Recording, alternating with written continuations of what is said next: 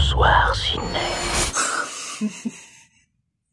Excusez-moi de rigoler avant de commencer ma critique, puisque en fait je sais déjà que mon avis est complètement à contre-courant de tout le monde. En fait voilà, moi ce pourquoi j'ai aimé le film, c'était aussi ce pourquoi les gens sont en train de défoncer le film quoi.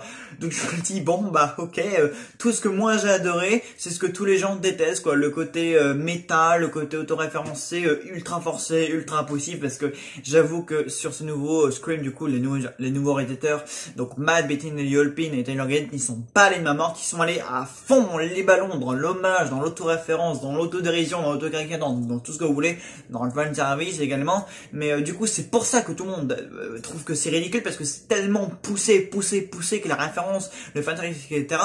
Mais tu te dis oui, mais c'est ce qu'ils faisaient déjà. L'essence et le charme et la magie et le culte du coup des premiers Scream, c'est que le premier Scream c'était déjà hyper basé sur la référence, sur des mecs qui aimaient vachement le cinéma horrifique. Enfin là encore il y avait déjà beaucoup de références du coup dans le premier film, mais du coup ce cinquième Scream s'inspire beaucoup du coup du premier, puisque du coup la dernière partie se déroule dans la même maison que le premier.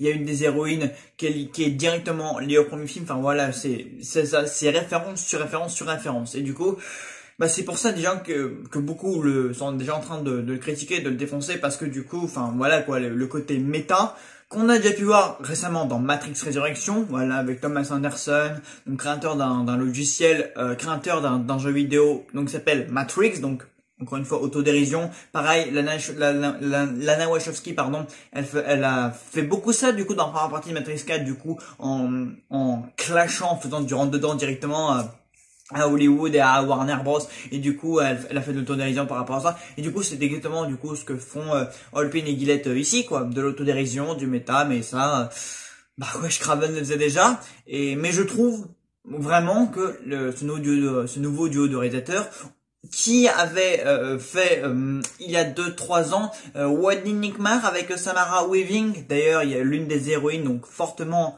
du coup liée au premier film, qui s'appelle également Samara. Samara Carpenter.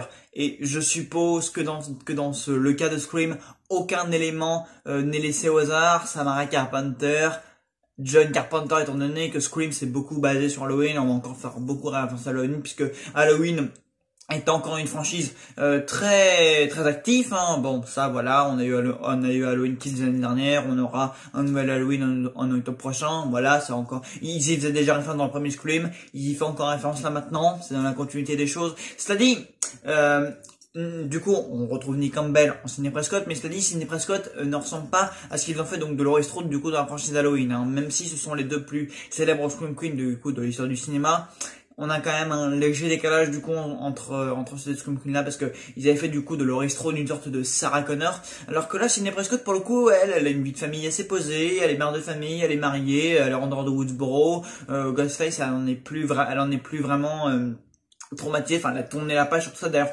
tous les personnages, enfin tous les anciens personnages, à savoir Gail Weaver, Dewey Riley, tout le bordel, ils ont tourné la page sur Ghostface, sur Woodsboro. Enfin tout le monde a quitté Woodsboro, sauf peut-être Dewey qui vit un petit peu à l'écart, mais voilà quoi, en général c'est ça quoi. Mais vraiment j'ai adoré quoi, tout ce qui était référence au côté méta, parce que toutes les 5 minutes ça revient.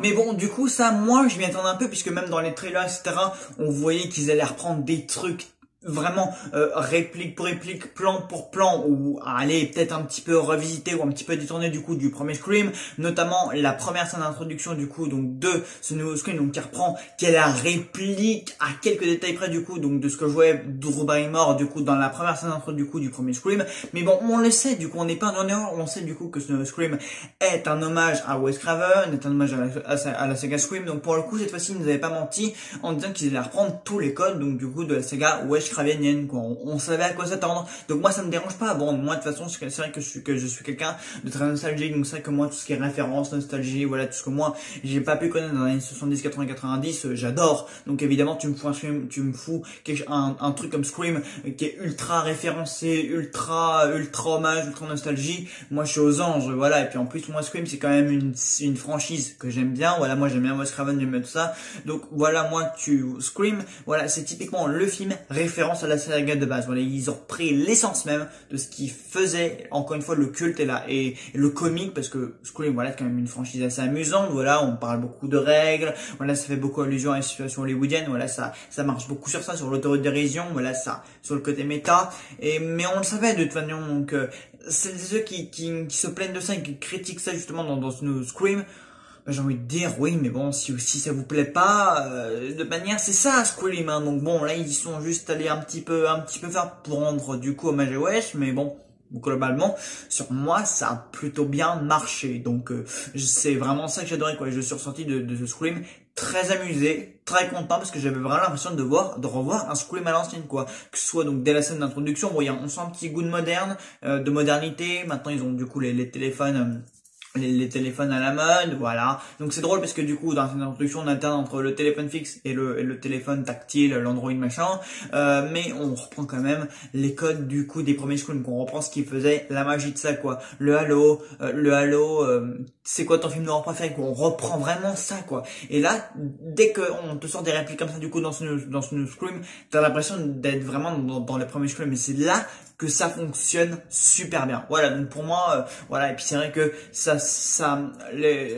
disons que ce nouveau duo de réalisateurs font des hommages miroirs, voilà, parce qu'en fait du coup les événements qui se sont passés du coup dans Scream, en fait dans l'univers de Scream, ça a inspiré une franchise cinématographique du coup qui s'appelle Stabs, et Stabs en fait donc c'est les événements et tirés donc des événements qui se sont passés à Woodsboro, pendant les 4 premiers films, voilà.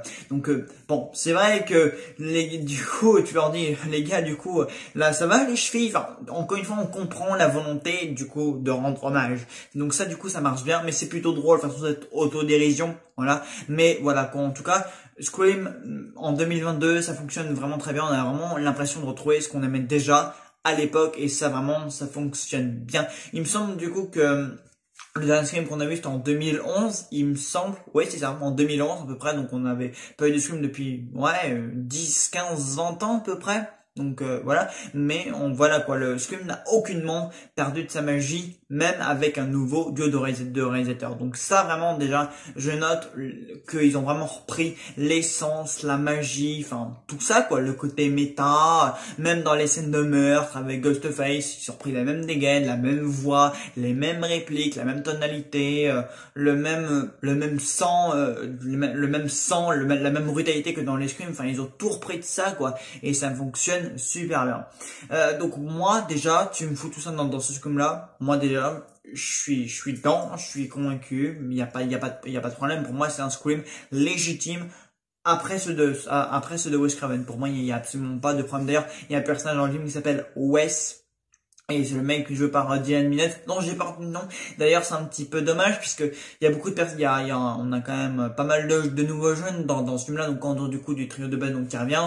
Bon, ça du coup, je le mets avec la nostalgie et le fanservice. D'ailleurs, Gail, Sidney et DeWitt, on les voit, mais ils ont leur personnage dans ce film-là. Ils apparaissent quand même, ils ont leur rôle à jouer, mais ils sont quand même un peu retraits. Du coup, on fait beaucoup place à la nouvelle génération, mais les anciens ils ont quand même leur place, beaucoup à la fin et un petit peu au milieu pour l'un des personnages notamment, mais en tout cas voilà, ils sont là, ils ont leur personnage, ils reprennent leur personnage. Pour le passage de flambeau, de toute façon voilà, tout le vocabulaire il est réutilisé, voilà, passage de flambeau, comeback, saga, préquel, originaux, enfin bref, ils réutilisent tous ces dialogues là, toute cette grammaire hollywoodienne là, si je puis le dire, et bon, encore une fois, traité de manière autodérision, machin, voilà, ils reprennent tout ça. Mais voilà, en tout cas, le rôle du trio de base, c'est ni fanservice, ni caméo, quoi. Ils ont quand même leur personnage à jouer, ils ont quand même des discussions, des interactions intéressantes avec les nouveaux personnages. D'ailleurs, à un moment donné, encore un petit clin d'œil amusant. À un moment donné, donc, le personnage de Tamara, donc la petite sœur, du coup, donc de Samantha, de Samantha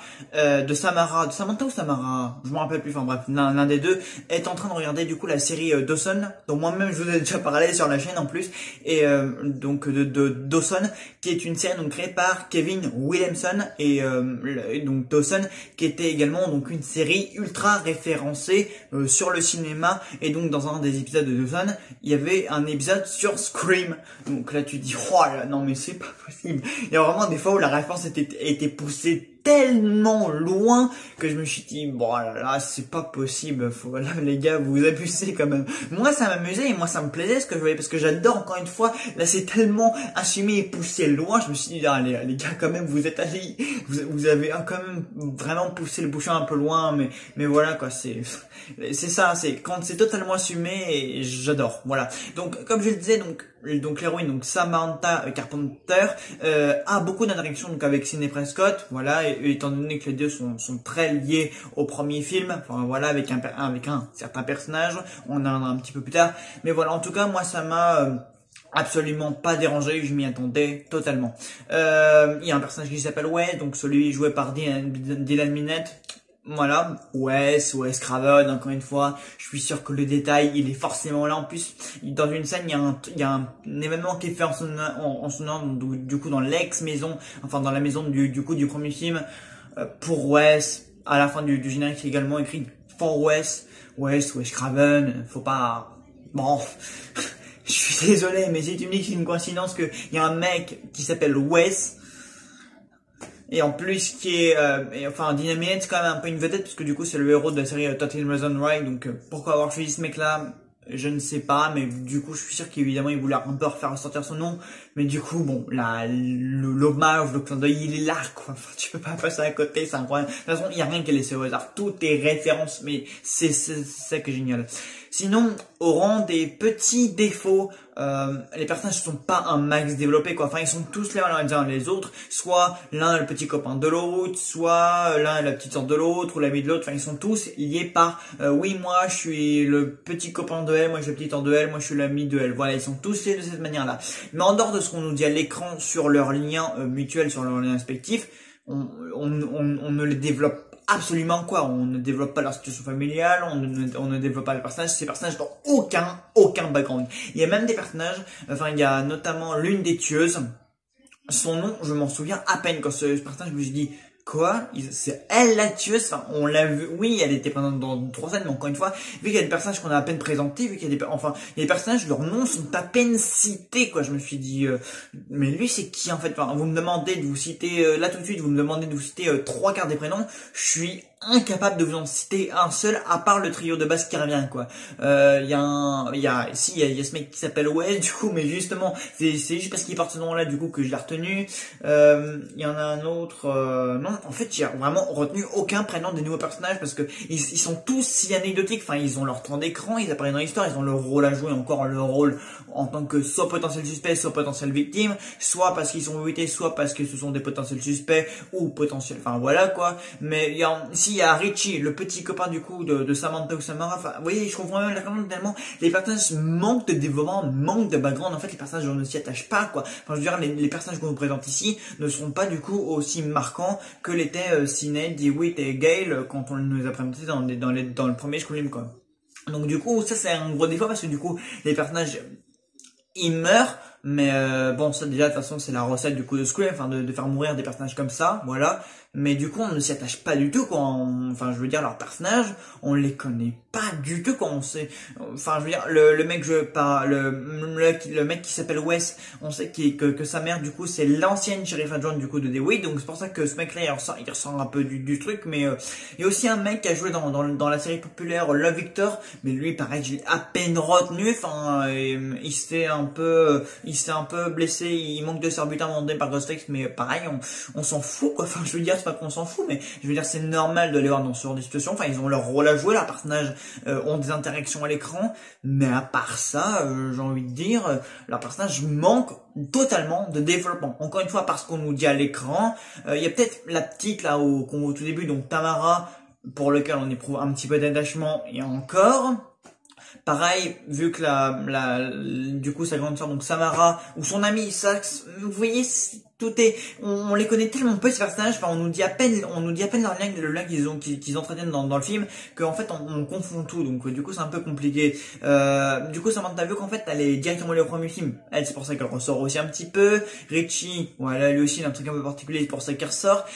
Mais vraiment eux c'est parce que c'est des personnages qui apparaissent du début pratiquement à la fin, ou en tout cas qui apparaissent la majeure partie du film, qu'on a des interactions avec tout le monde, qui ont vraiment un rôle à jouer dans l'histoire, mais sinon les personnages secondaires on ne retient absolument rien du tout 2. Voilà, donc un gros problème de développement de personnage. Sinon, pareil, il y a des scènes de meurtre assez... Bon, c'est des scènes de meurtre à la Scream, quoi, il y a rien d'extraordinaire, mais il y a eu quand même une ou deux scènes comme ça de meurtre où tu te dis, ah ouais, quand même, c'est assez violent, c'est assez grand, en même temps, ça quand même, ça appartient à l'esprit de Scream. Sinon, concernant la révélation des tueurs, bon, c'est très référencé par rapport au premier. J'ai même pas envie de revenir dessus parce que l'explication, elle est un peu confuse. Elle paraît même un peu, voire même carrément tirée par les cheveux, quoi. Il y a même un des tueurs très clairement, parce que du coup ils sont deux, mais bon, référence encore une fois au premier film, mais du coup il y en a un des tueurs, en fait tu te dis ouais, ok, on le soupçonnait pas, mais en fait on la connaît tellement pas. Pareil, bon, l'autre tueur on le connaît un peu plus, mais pareil, du coup tu vois qu'ils ont un peu oublié sur l'archétype des règles, qui sont voulu être un minimum imprévisible, etc. Bon, d'accord, ok, bon, les tueurs très clairement, c'est, du coup je vais pas le spoiler, puisque voilà, découvrir le nouveau tueur du nouveau Scream, quand même c'est un truc assez inédit, mais très clairement, enfin je veux dire, je comprends même pas le choix de l'explication même derrière le choix du coup de ce nouveau tueur.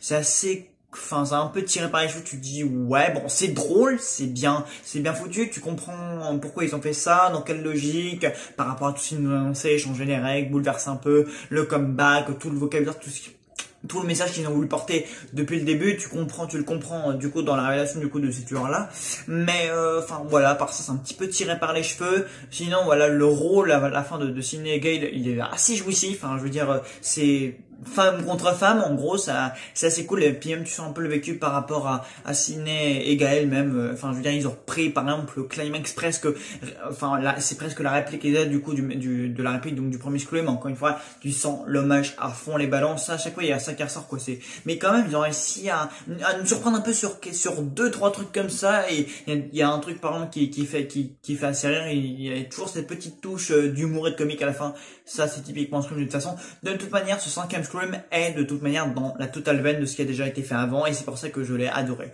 Donc voilà, il y a une mort aussi en particulier qui m'a assez étonné, parce qu'on s'y attend pas vraiment. Et dans ma tête je me suis dit ah ouais, d'accord, ils ont osé le buter, ce mec là. Ok, bon, d'accord, je vais pas spoiler la mort, mais parce que je voulais découvrir ça, parce que c'est justement toute la surprise du coup de ce Scream, quoi. Enfin je veux dire, tuer son qu'on pensait le moins, et du coup enfin tuer ceux qu'on soupçonnait le moins, et révéler ceux qu'on soupçonnait le plus, ou enfin un truc dans le genre. Enfin voilà, ceux qu'on soupçonnait le moins c'est eux. Enfin bref, vous avez compris ce que je voulais dire, mais au moins ils arrivent vraiment à nous surprendre, à faire quelque chose de nouveau, assez d'inédit sur certaines choses. Donc et de façon assez violente, je dois dire, hein, il y a quand même beaucoup de sang, c'est assez brutal, c'est du brutal dérisoire et du brutal comique évidemment, comme Scream sait si bien les faire. Mais oui, je dirais que Matt, Bettinelli Holpin et Tyler Gate ont parfaitement recréé l'ambiance de la saga Scream. Moi, j'ai vraiment l'impression de voir Scream comme à l'ancienne, quoi. Ça fait vraiment plaisir. Puis, ouais, tout le côté méta que montre Dracula, bah, moi, je l'ai vraiment beaucoup aimé. Donc oui, je vous recommande vraiment beaucoup ce nouveau Scream. Voilà, c'est de la référence à gogo. Encore une fois, comme petit défaut, un gros manque de développement de personnages, voilà, à part 2-3 comme ça qui ressortent vraiment, parce que soit ils sont liés au premier, ou soit ils sont liés par leur prénom, ou par leur consonance, ou hommage, etc. On retient pas vraiment les autres, voilà. Sinon, le plaisir de revoir évidemment Nive, Courtney et David. Oui, c'est ça, David Arquette. Voilà, le plaisir de revoir ça. Évidemment, tout le côté nostalgie, fanservice, côté refait énormément surface. On arrive quand même à nous surprendre malgré tout ça. Le côté méta, c'est poussé à bout, mais c'est tellement assumé, tellement génial. Moi, je suis ressenti amusé et convaincu, et amusé par rapport à ça, parce que évidemment, ça modifie toutes les règles. Il y a des petites pics par-ci par-là. Il y a un petit pic, notamment à Rian Johnson, parce que stabs, apparemment, il y a eu 8 stabs. Et apparemment, en fait, Stabs 8, apparemment, fait table rase du passé. Et ouais, il y a l'une des nouvelles héroïnes, dont j'ai oublié le nom, évidemment, qui dit ouais, Stabs 8 par le mec qui a fait à couteau tiré.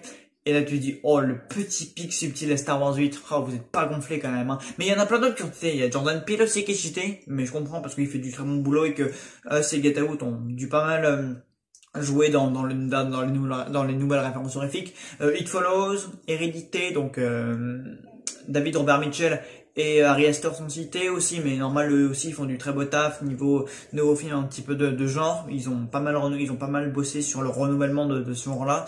Mr. Badebook aussi est cité, que je n'ai pas vu d'ailleurs, mais apparemment du coup vu qu'il est cité, je vais aller voir ça. Voilà. En plus, ce nouveau film m'a donné envie de voir de nouvelles choses et de revoir certains trucs. Donc ok, pourquoi pas, mais voilà quoi, on a de nouvelles références, c'est de l'autodérision, de l'hommage miroir, donc moi, c'est tout ce que j'ai aimé, c'est tout, je n'en attendais ni plus ni moins, voilà, je n'en attendais rien et j'étais agréablement surpris, donc oui, j'ai beaucoup aimé ce nouveau Scream. Après, je pense pas non plus qu'il y a surtout dans mon top 10 2022, hein, à moins on ne voit rien d'autre de meilleur cette année, mais je ne pense pas quand même en vue de tout ce qui arrive. Mais en tout cas, voilà, Scream, c'était le film plaisant à voir de ce début d'année 2020, enfin de cette mi-début d'année 2022, ça fait vraiment plaisir, voilà, toutes les séances de la séquence Scream, mais vraiment recréées comme on les aime, voilà, le côté méta, le côté dérisoire, le côté hommage, le côté référencé, le côté caricatural, voilà, on change les règles, on modifie tout, on parle un peu de la situation avec Hollywood, les originaux, les remakes, on fait l'état, on pose tout ça sur la table et on y traite avec humour, voilà.